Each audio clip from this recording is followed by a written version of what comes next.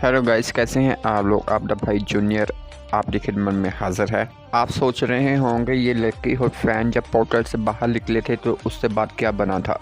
उससे अगला चैप्टर मैं अगली एपिसोड में आपको एक्सप्लेन करूंगा, इसलिए ये चैप्टर मैं आपको एक्सप्लेन करने जा रहा हूं। हमें एक जंगल का सीन दिखाया जाता है और साथ ही हमें मिस लिन और फैन तो दिखाया जाता है। मिस लिन फैन तो कहती है कि मैं हमेशा ही तुमको फॉलो करूंगी क्योंकि मैं तुमसे बहुत ही ज़्यादा प्यार करती हूँ। मैंने देखा है कि तुम बहुत अच्छे हो, तुम मेरी परवाह करते हो और इसके अलावा मैं तुम्हें कभी नहीं छोड़कर जाऊंगी और हमेशा ही तुम्हारे साथ रहूंगी। मिस लिन और फैन की नज़र इन दोनों के ऊपर जाती है। मिस लिन कहती है आखिरकार ये दोनों कर क्या रहे हैं। लाल बल्लों वाला कहता है मुझे लगता है तुम्हारा हाथ वहां तक पहुंच गया है और ये तुमने कर लिया है। हमें दिखाया जाता है कि ये लड़की ड्रग के टहनी के ऊपर इस बेल्ट को बांध देती है और साथ ही कुछ हाथ जोड़ते कुछ करने लग जाती है। ऐसे लगता है जैसे कोई ये विश मान रही हो। लड़की लाल बल्लों से कहती है ठीक है, ये सब कुछ हो गया, अब तुम नीचे उतार सकते हो। मुझे लगता है कि ये दोनों ये कुछ देखकर परेशान नजर आ रहे हैं। ये लड़की भी ज़मीन पर आ जाती है। मिस लिन इस लड़की से पूछती है कि आखिरकार तुम वहाँ पर क्या कर रहे थे। इन दोनों कहते हैं लीडर और फैन आप दोनों यहाँ पर खैरियत है। फैन इन दोनों से कहता है क्या तुम विश गेम खेल रहे थे। लड़की कहती है यस। ये लड़की कहती है आज चाइनीज वेलिंग डे है, इसलिए 2 घंटियाँ गिरट पर बांधकर ख्वाहिश मानते हैं, मतलब विश मानते हैं। देवता इसको देख लेता है और इसको देखकर हमारी ख्वाहिश तो वो सच कर देगा। ये लड़की कहती है गोल्ड किंग की सच जमीन पर ये एक रिवाज है। मिस लिन ये देखकर बहुत ही ज़्यादा खुश हो जाती है, कहती है ये तो बहुत ही ज़्यादा दिलचस्प है, चलो हम भी ऐसा करते देखते हैं। फैन कहता है क्या आप लोगों ने अपनी विश मान ली है। मिस लिन कहती है कि बचपन में मैंने एक ख्वाहिश की थी और जब मैं इसके बारे में सोच रही हूँ क्या वो अभी मेरी वो ख्वाहिश पूरी हो सकती है। मिस लिन फैन तो कहती है क्या आप चांद तो बुत्ती शक्ल में चेंज कर सकते हैं, ऐसा करते हुए बड़ा मज़ा आएगा। फैन हंसते हुए कहता है कोई मसला नहीं, लेकिन मुझे ये तो बताओ कि ये किस किस्म की विश है। लड़की फैन तो बेल दे देती है और फैन कहता है कि तुम्हारा शुक्रिया इस बेल को देने के लिए। फैन इन दोनों बेलों को बड़े ध्यान से देखता है। फैन कहता है अगर हम चाहते हैं कि हमारी ख्वाहिश माने हमारी विश तो देवता देखे, क्योंकि ये दरख्त ज़्यादा लंबा नहीं है। अगर हम इस बेल्ट को इस दरख्त के किनारे पर बांधे हुए हो सकता है कि देवता इसको देख ही ना पाए और हमने जो विश मांगी होगी शायद वो बेकार चली जाए। फैन कहता है अगर हम चाहते हैं कि हमारी विश पूरी हो जाए तो हम क्यों नहीं उनके सामने ही चले जाते। आदि फैन एक लंबा जंप करता है, ऊपर की तरफ निकल जाता है। लाल बालों ये देखकर हैरान होता है और कहता है वो हमेशा उड़ने के बाद गायब क्यों हो जाता है। मिस लिन कहती है इसे भूल जाओ, चलो हम चलते हैं कुछ और खेलते हैं। उसकी टेंशन लेने की कोई ज़रूरत नहीं है, वो शाम तक वापस आ जाएगा। लड़की कहती है ठीक है। हमें फैन को दिखाया जाता है जो जा रहा होता है, ज़मीन में दूर से नज़र आ रही होती है और बादलों को छीलते हुए वो बहुत दूर जा रहा होता है। अचानक ही कुछ देख कर चौंक जाता है और सामने से उससे एक रोशनी नज़र आती है। रोशनी तो ज़रा वो देख कर और कहता है यही चीज़ है जिसको मैं ढूंढ रहा था। तो साथ ही आता है वो इस ज़मीन पर आकर लैंड कर देता है, आकर वो साथ ही इधर बैठ जाता है। फैन सोच रहा होता है कि यहीं आसे पासे उसको होना चाहिए। साथ ही हमें एक लंबे बालों वाले आदमी को दिखाया जाता है। फैन इसके पास आता है, इसको कहता है ऐसा बहाना बनाने की जरूरत नहीं जैसे आप सोए हुए हैं, आप एक ऐसे आला देवता हैं जिसे सोने की कोई जरूरत नहीं है। लंबे बालों वाला भी फैन तो देखकर यहाँ पर बहुत ही ज्यादा चौंक जाता है। ये लंबे बालों वाला फैन तो कहता है कि मैंने तुम्हें इतनी बार कहा है कि मुझे रक्की मत कहा करो। फैन इसे कहता है आप तो हर कोई रक्की ही कहता है। देवता कहता है ये जितने भी इंसान हैं वो सारे पागल हैं, उन्हें क्या पता था मैं कौन हूँ, मैं कैसा देवता हूँ, इन्हें सिर्फ मेरा ये छोटा सा नाम ही याद है। देवता गुस्से में कहता है क्या वो लोग नहीं जानते थे मेरा पूरा नाम क्या है। देवता कहता है मेरा नाम रकूर हेवने स्काई है। पता नहीं यार क्या अजीब नाम है।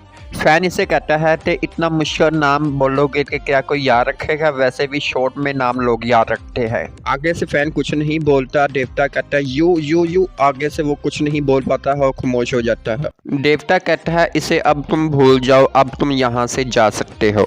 देवता फैन तो कहता है कि मुझे पता है कि तुम यहाँ पर क्यों हो, क्या आप यही चाहते हैं मैं सोल्टी शहजादी थी जो ख्वाहिश है उसका इकराम करो, मतलब एहसास करो। आप यही चाहते हैं ना। देवता फैन तो चुरा रहा होता है और कहता है आपका सवार अच्छा है, और मैं देखूंगा जब आप वापस जाएंगे आप अपने दोस्तों के सामने शर्मिंदा होंगे और आप तो इस चीज के लिए कसूरवार ठहराया जाएगा। फैन इसको कहता है मुझे पहले ही उम्मीद थी कि ऐसा कुछ नहीं होगा, वैसे भी मुझे तुम पर कोई उम्मीद नहीं है।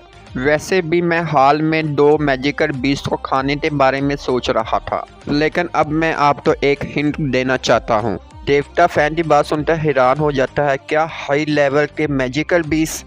देवता बहुत ही ज़्यादा गुस्से में हो आ जाता है और फैन तो कहता है क्या तुम मुझे ऐसे पागल बना रहे हो, मुझे नहीं पता क्या से भी कोई बच्चा कोई इतने खतरनाक बीस हो तो जो इतने ज़्यादा हाई लेवल में हो उसको नहीं जब्स कर सकता, मतलब नहीं खा सकता। इतने हाई लेवल के अंदर बीसों कोई खा लेता है तो वो बहुत ही ज़्यादा पावरफुल बन सकता है। मेरे सामने इतनी फजूल फेंकना छोड़ो, चलो बच्चे अब यहाँ से चले जाओ। फैन कहता है अच्छा फेंक रहा हूँ, चलो सही है। और साथ ही वो पीछे चला जाता है और साथ ही घास के ऊपर जाकर लेट जाता है और कहता है जो करना है कर ले, मैं यहीं पर लेटा हुआ हूँ।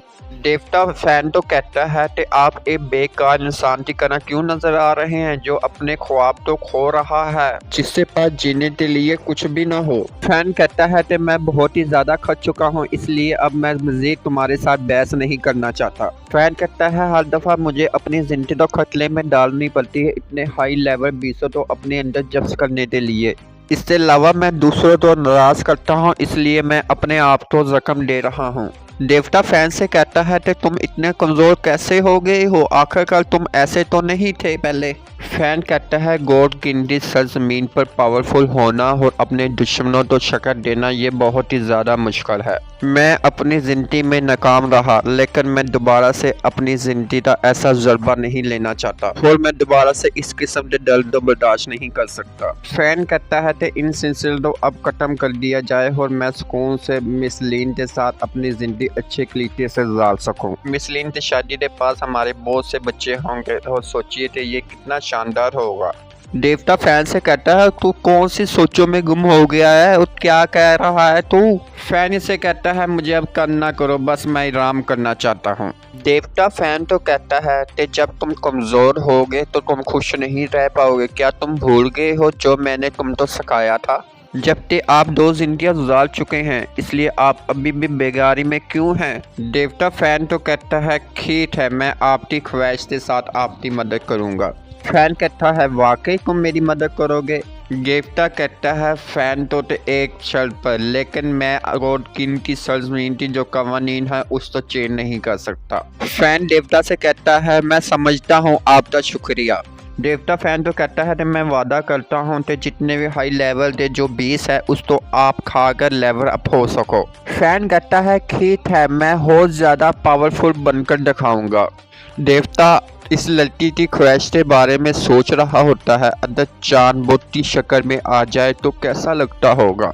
हमें इन बैलों की तरफ दिखाया जाता है जो कि फैन यहीं पर छोड़कर इस देवता के पास चला जाता है। अगले सीन में हमें एक झरना दिखाया जाता है। फैन और लीन इन दोनों ही इस झरने के पास बैठे होते हैं और साथ ही दोनों शर्मा रहे होते हैं। मिस लीन फैन से कहती है आखिरकार तुमने ये कैसे किया है? मिस लीन फैन के बहुत ही ज्यादा करीब आती है, हमें दोनों को दिखाया जाता है किस करते हुए और साथ ही चांद भी दिल की शक्ल में आ जाता है और साथ ही हमारी यहीं पर एपिसोड खत्म हो जाती है।